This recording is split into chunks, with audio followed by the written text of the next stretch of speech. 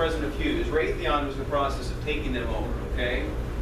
They came in to Luis and said, before we take you over, we want you to go ahead and cut $100 million from your budget. And by the way, we're giving you 30 days to do it, okay?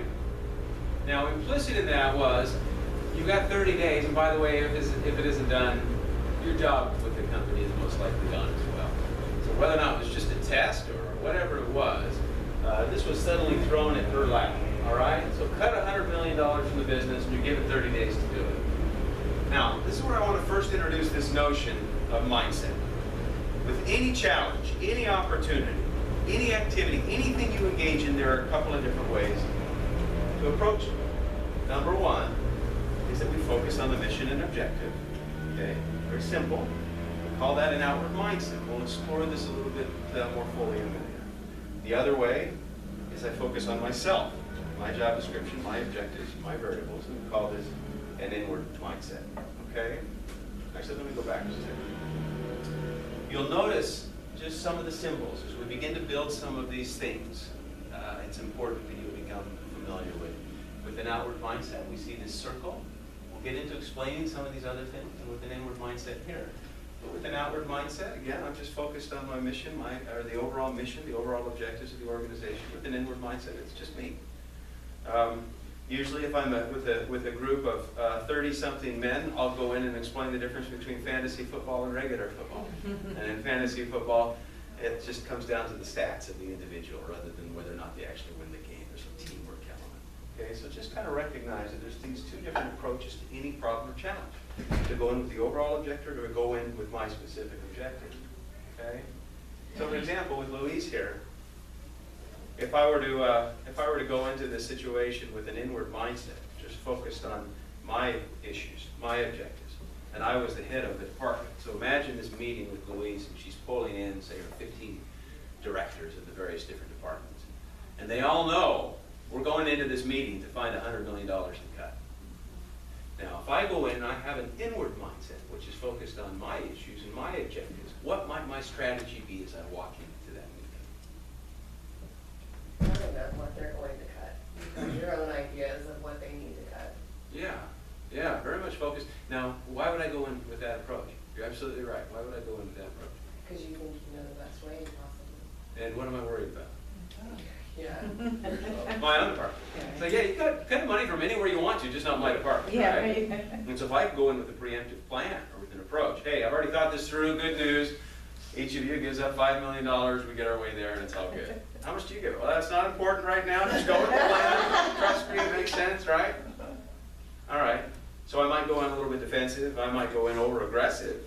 I might go in, who knows how I might go in, but one thing I know is that I'm going to come out of that room with the same size department that I had when I went in, right? If I go in with my own. Now, if I go in with an outward mindset, what is my overall approach when I walk into that room? Getting feedback. What's best for everyone. Yeah. Now, right now, that sounds a little bit pie in the sky and wonderful and utopian, and we all hold hands, and they light a candle, and something wonderful happens. Birds start chirping. Somebody brings out a guitar. Who knows? All right. Yeah, we walk in with a different approach entirely, which is our objective, is all of us, is to cut this $100 million. We need to figure this out together. Okay? A little bit utopian, at least that's what it sounds like at this point. What we want to do is I want you to go ahead and listen to Louise. This is where we'll go ahead and turn on the power. All right. It's a very important job, Glenn. All right. See, now, do you notice that's why we'll have you turn the power off? Yeah. We're very high tech. I love the fact there's a VHS. That tells me resourcefulness. Every one of the donors, as you're out, you should take a picture of this. So we have a VHS. If you think we're going to waste money, you're talking the wrong organization. I love it. It's fantastic.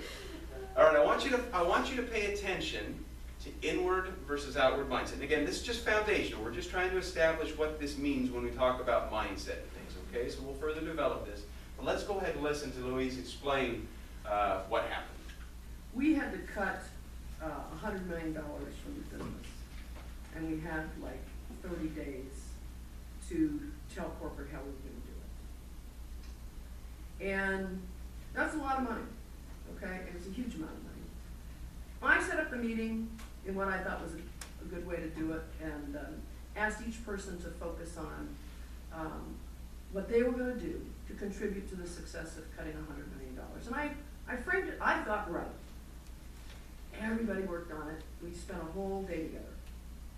And the first morning or first day, we said, everybody stands up and briefs, and they all briefed what they were gonna do. And it was painful. I mean, you realized you weren't gonna make this happen. So we got to a point halfway through the day, and there was a person from Arbinger there who said, Louise, would you mind if I stepped in and helped maybe shape this meeting a little differently? I said, please, help yourself. And so he said, I'd like you each to pair up. I don't care who you pair up with. You know, I always get hung up on, well, you know, these people should go with these people. He said, no, it's just pick a person, just turn around and pair up with the person next to you. And he said, we're gonna spend 2 hours. Now, out of an 8-hour day, that's a lot of time. So, you know, I'm starting to break a sweat at this point. He said, we're gonna spend 2 hours, and I want you, as an example, Louise, to spend an hour saying all the things that you really need help with to really cut money. What are the things that you're working on? And the other person did the same thing. We did that for an hour, and then for the second hour, he said, now I want each of you to ask the other person and think about what you could do out of the resources you have that would help the other person save money. Not cut their money, save their money. And it was like magic.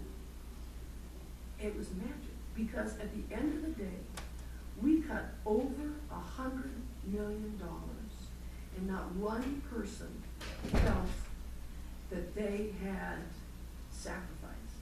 Because instead, I was thinking about the things that I could do to help you cut.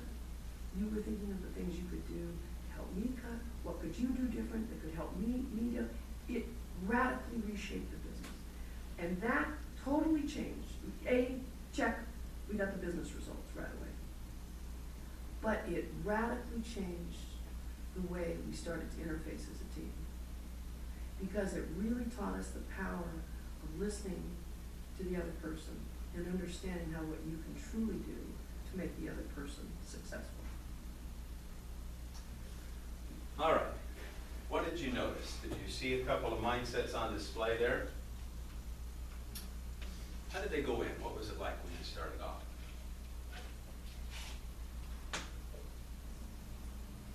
They were scared, they didn't know what was gonna happen, they were probably native. Yeah, they started to make those presentations, and what did she say? It was painful.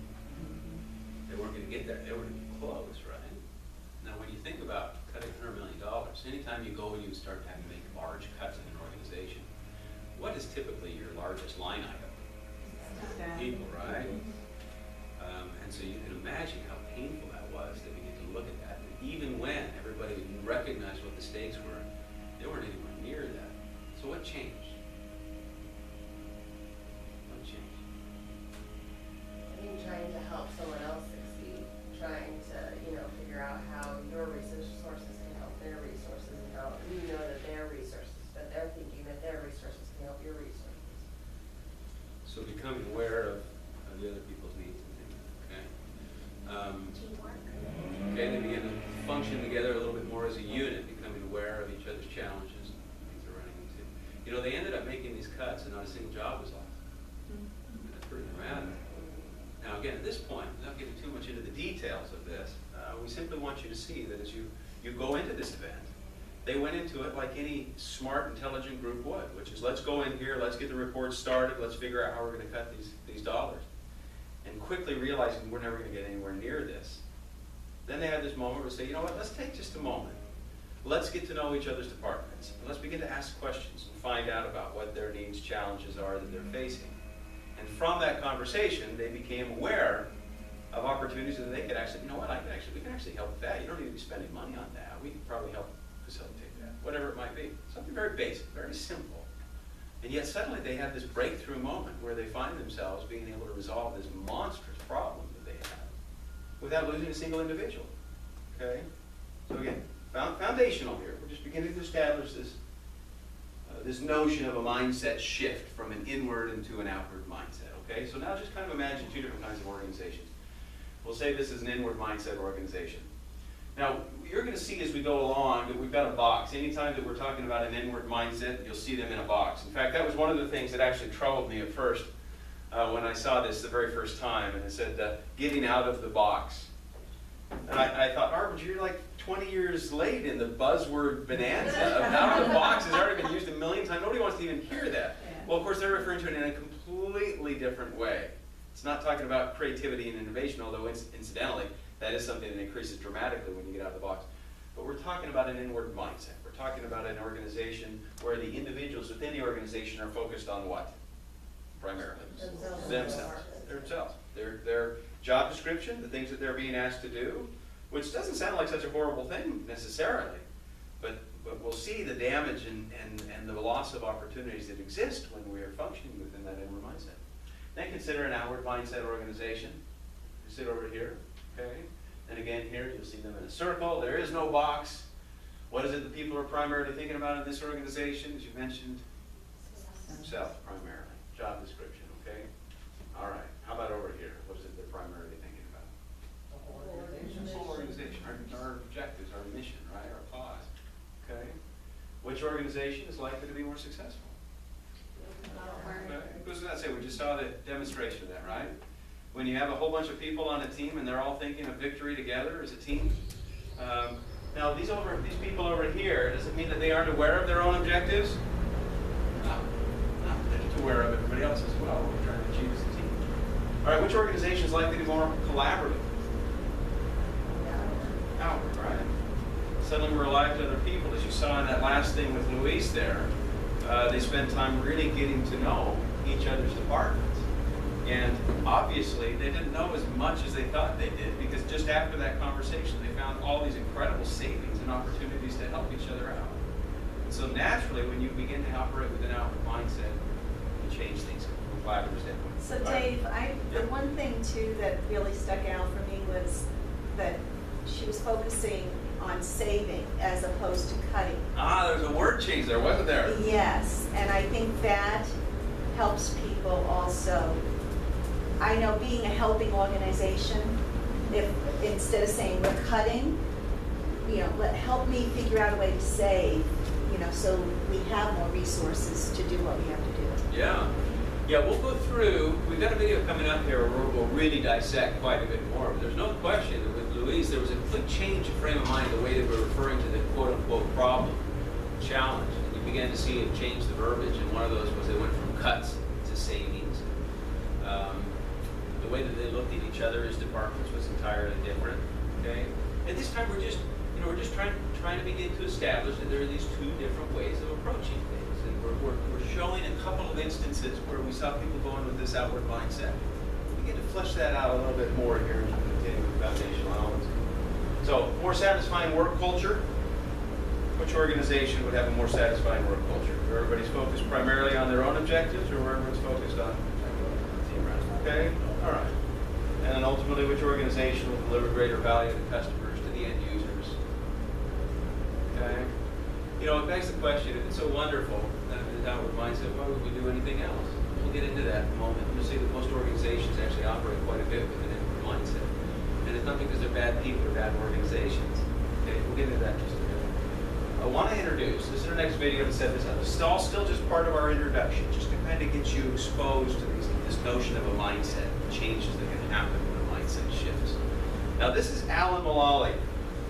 Alan was brought over from Boeing. I don't know if you remember the story. You remember well, you talked earlier about the recession and what was happening in the auto industry particularly was frightful. Ford Motor Company during that time didn't take any bailout funds, but they were in a world of hurt. Alan Mullally was brought in from Boeing to help turn that organization around. At the time that he was brought in, we just saw Louise, and we saw they had to cut $100 million. When Alan came in, they were losing $17 billion per year. Okay? Suddenly $100 million looks, well, you guys figure that out. It's easy. Just look under the couch cushions, right? Everybody check for loose change? All right. Well, with Alan, he came into an organization. It makes you wonder, why would he ever take that job? And I guess you might be thinking, well, this thing is going to blow up anyway, so if I achieve any level of success, it'll be beyond, who knows what he's thinking. Obviously a very, very capable individual. But he came to this organization where they were losing $17 billion per year, okay? And I want to go ahead and have him describe what they did as they began to try and figure this out. He set up these weekly business plan review meetings. I'll detail this a little bit. And the whole idea of these business plan review meetings was that these departments would come in and their report would be color-coded. Either green, everything's great, yellow, there's some risks, and red, stuff's off track, okay? So that's what he said. That's a system he created to say, all right, we've got to get our arms around what's going on with this organization. Let's go ahead and because you got all of these departments. They met in this great big boardroom called the Thunderbird Room, and he said, you know, let's start your reports off. I want to see the colors, green, yellow, or red. And that was his approach to try and figure out some level of communication and find a way that they could begin to repair and turn this thing around, all right? So we're going to go ahead and listen to Alan explain this. Now, as Alan explains this, again, pay attention to inward and outward